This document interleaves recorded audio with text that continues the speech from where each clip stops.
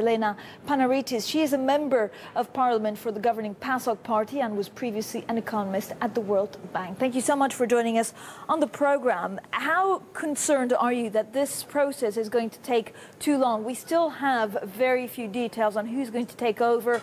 We hear that it might be Lucas Papademos, but what would you ask as the crucial thing to this government of unity? Well, I would ask that we establish a serious system by which we will not only get to February 19th when elections are going to be established, but we'll go through the whole program of the reform measures and the aid program that has been approved for the 26th of October. This is super important because we need to reestablish trust both from within the country as well as with our partners abroad. But in terms, of course, of, I guess, one of the most crucial things is also that this government of unity then has the credibility and the weight to implement what was decided on October 21st. Is this not the one crucial thing? Because if we don't get that, everything will unravel. Yeah. I mean, you really are placing the right question here, because the situation is that we do need to have a unity government to establish a consensus within Greece about the reforms that we need to take into consideration, the structural reforms, the deregulation of the markets. But yet again, we have a unity government only for 3 months because elections have been called for the 19th of February. Well, the point is that if we can have a learning of how to operate together, it would be very important that we continue to do so after the 19th of February.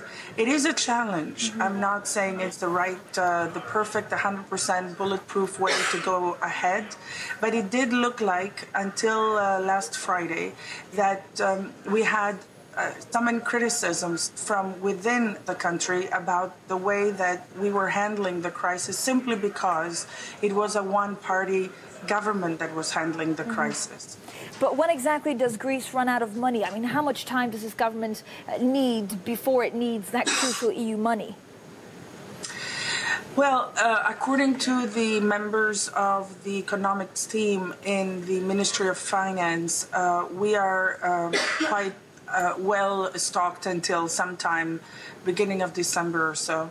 But we do need to go through these 6th tranche of the previous aid program that we've been running, and then we need to go ahead with the 50% discounted debt decision with the PSI that was decided on October 26, 27.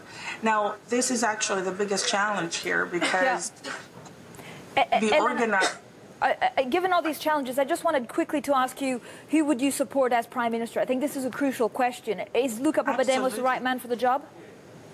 Well, absolutely. We have to support the government's reform the way we have supported the previous government's reform. Mr. Papandreou has been the most honorable Prime Minister since 1974, to tell the truth, because indeed he was probably the only one who was audacious enough to tackle all the severe pathologies and problems we've had since the 70s.